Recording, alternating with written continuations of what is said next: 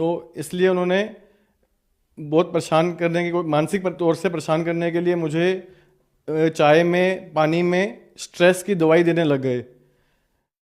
उसका मुझे पता ऐसे चला कि स्मार्ट वॉच होती है आजकल, तो वो उसमें जो चेक करते हैं, स्ट्रेस चेक करते हैं, तो उनका हरा आता था और मेरा लाल आता था, पर मुझे उससे कुछ परेशानी नहीं होती थी। उन्होंने मुझे चाय में जहर भी डाल के दिया। तो इसका मुझे ऐसे पता चला कि जो मेरे से बात करते थे वो, कि भाई देखो हम साइनाइड दे देंगे तेरे को, हम तेरी किडनी ऐसी जहर देंगे तेरे दोनों किडनियाँ फेल हो जाएंगी। तो जब वो देते थे किसी चीज़ में डाल के, तो मेरे को जैसे एक मिर्च का गुण है कि तीखा, वैसे ही जब जहर वो मैं खाया तो मेरी दोनों किडनियों में दर्द होने लग गया। नमस्कार सर। नमस्कार जी। सर क्या नाम है आपका? मेरा नाम वरुण गढ़ है। वरुण जी, आप कहाँ से हैं? मैं रहने वाला यमुनानगर, जिला यमुनानगर, हरियाणा से हूँ। वरुण जी, आप अपने अनुभव बताने के लिए हमारे चैनल पर आज आए हैं, तो हम जानना चाहेंगे कि आपके गुरुजी का क्या नाम है। मेरे गुरुजी का नाम संत रामपाल जी महाराज है। जैसे कि आपने बताया कि आपके गुरुजी का नाम संत रामपाल जी महाराज है, तो संत रामपाल जी महाराज से नाम दीक्षा आपने कब ली? मैंने संत रामपाल जी महाराज जी से दीक्षा 17 अक्टूबर 2016 में ली। वरुण जी, आपने क्या क्या भक्ति साधनाएं की हैं, कृपया हमारे दर्शकों को बताएं। मेरी माताजी अनंतपुर में गुरु हैं, उनसे जुड़ी हुई थी। तो मैं जब छोटा था तो उनके साथ वहाँ जाता था। तो उन्होंने ओपन हॉल में सोहम का नाम दिया था। तो मैंने तो ज़्यादा उनका सोहम मंत्र नहीं जपा, बट मुझे सोहम का नाम दिया गया था। और मेरे पिताजी जो है यमुनानगर में जंगला वाले माताजी हैं, उनसे जुड़े हुए थे। और मेरे दादाजी जो हैं वो राधा स्वामी थे, तो राधा स्वामी जी से जुड़े हुए थे, और मैं उनको सत्संग में लेके जाता था और वहाँ सत्संग भी सुनता था। इसके अलावा मैं जो पारंपरिक पूजा होती है, मंदिर जाना या गुरुद्वारे जाना, मैं गुरुद्वारे भी जाता था। मुझे गुरुद्वारे जाना अच्छा लगता था छोटे होते हुए, यही पूजा करता था बस। सर, जैसे कि आपने बताया कि आप विभिन्न तरह की पूजाएं या भक्ति साधनाएं करते थे, तो फिर संत रामपाल जी महाराज जी की शरण में आने का क्या कारण बना?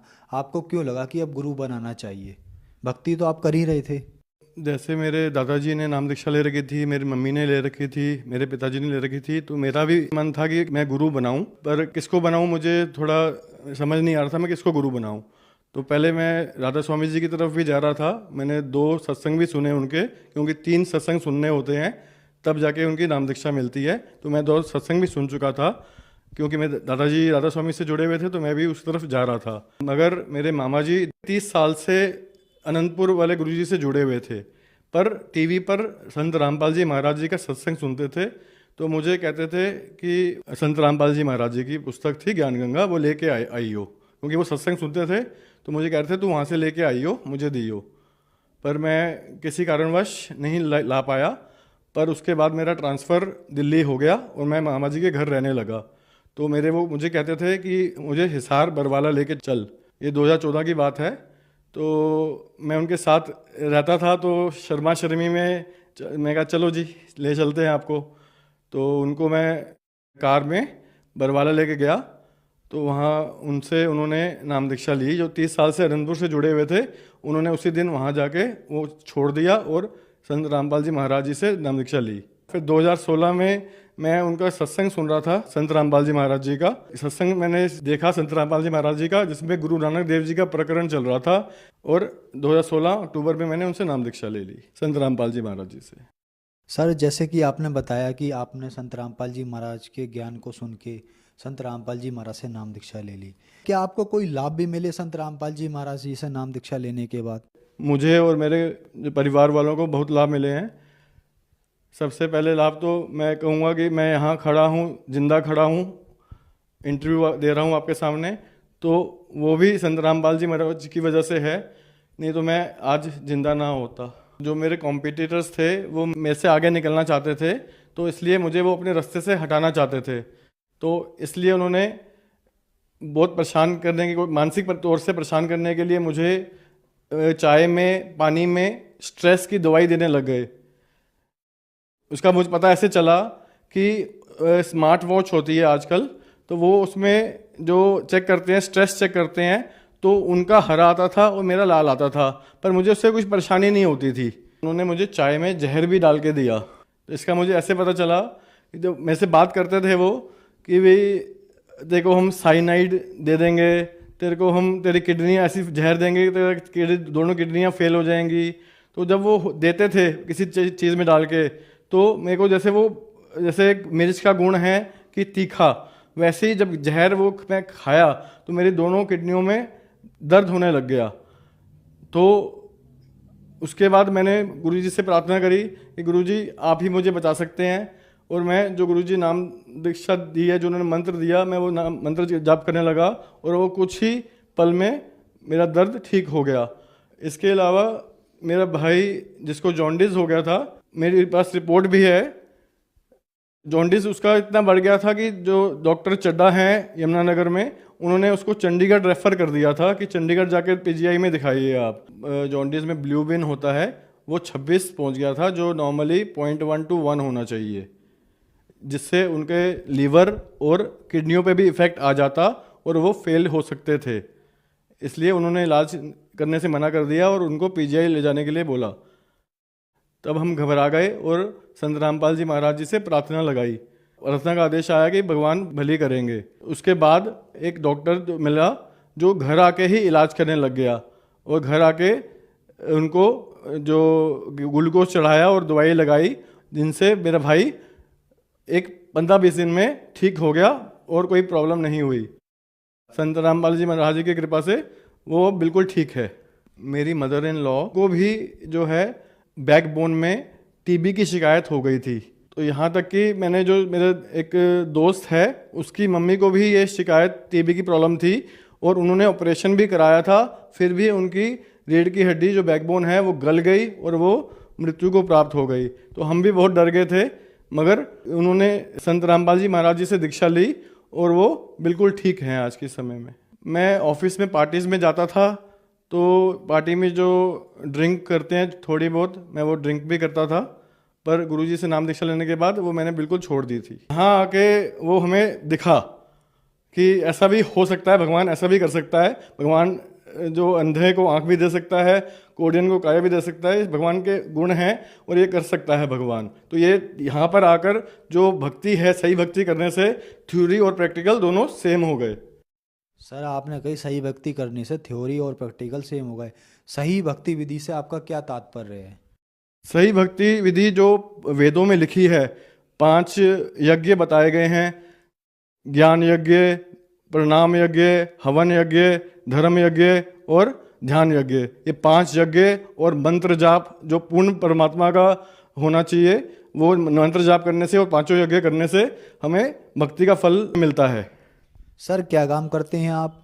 आई am a graduate in BTech, engineering graduate. I am working with an automobile, 2-व्हीलर ऑटोमोबाइल MNC। सर आप एक बहुत ही एजुकेटेड पर्सन है, एक इंजीनियर हैं, तो सर गुरु बनाना क्यों जरूरी है? ऐसे भी तो हम भक्ति कर सकते हैं। मेरे दादाजी कहते थे गुरु बिना गति नहीं, तो गुरु के बिना गति नहीं हो सकती। और कबीर जी का भी दोहा है, रामकृष्ण से कौन बड़ा, तीनों भी गुरु कीन, 3 लोक के वो धनी, गुरु आगे अधीन। जब श्री राम जी आए, उन्होंने वशिष्ठ जी को गुरु बनाया, कृष्ण जी आए, उन्होंने दुर्वासा जी को अपना गुरु बनाया। गुरु बनाना इसलिए ज़रूरी है कि जब राम भगवान या कृष्ण भगवान जी पृथ्वी पर आए, उन्होंने भी इस मर्यादा का पालन किया कि गुरु बनाना बहुत ज़रूरी है, तभी हम वापस अपने लोक में जा सकते हैं। तो इसी तरह सभी को गुरु बनाना बहुत आवश्यक है। गुरु बिना गति नहीं हो सकती, इसलिए मैंने संत रामपाल जी महाराज जी को अपना गुरु चुना। सर जैसे कि आपने बताया, आपने एक यहाँ बहुत अच्छा उदाहरण दिया कि श्री राम जी, श्री कृष्ण जी पृथ्वी पर आए और इन्होंने भी गुरु मर्यादा का पालन किया, गुरु बनाया, इसलिए आपने संत रामपाल जी महाराज जी को अपना गुरु बना। आपकी बात बिल्कुल ठीक है, लेकिन सर संत रामपाल जी महाराज जी को आपने ही क्यों चुना? और भी तो बहुत सारे गुरु हैं, उनको क्यों नहीं चुना आपने? मैंने राधा स्वामी जी के भी सत्संग सुने हैं, और मैं मम्मी के साथ अनंतपुर वाले गुरुजी के सत्संग सुनता था। मगर जब मैंने संत रामपाल जी महाराज जी का सत्संग सुना, तो उन्होंने वेद, गीता और गुरु ग्रंथ साहिब सब में से प्रमाण दिखाए, जो मैंने जाके बुक में रेफ़र करे, मैंने चेक करे और उसको अंडरलाइन किया। गीता में मैंने निशान लगाए कि जो गुरुजी बता रहे हैं वो क्या सही है, तो वो बिल्कुल सही पाया। तब संत रामपाल जी महाराज से नाम दीक्षा ली मैंने। जैसे मैंने आपको बताया कि गुरु नानक देव की पुस्तक जो थी भाई बाले वाली जन्म साखी, उसमें प्रमाण था कि गुरु नानक देव जी ने जो नाम दिया और वही नाम मुझे संत रामपाल जी महाराज जी ने दिया है। तो वो जो गुरु नानक देव जी जो नाम दीक्षा लेकर जो नाम मंत्र जाप कर कर पार हो गए, वही अगर मुझे मिल रही है तो मैं तभी पार हो पाऊंगा ना।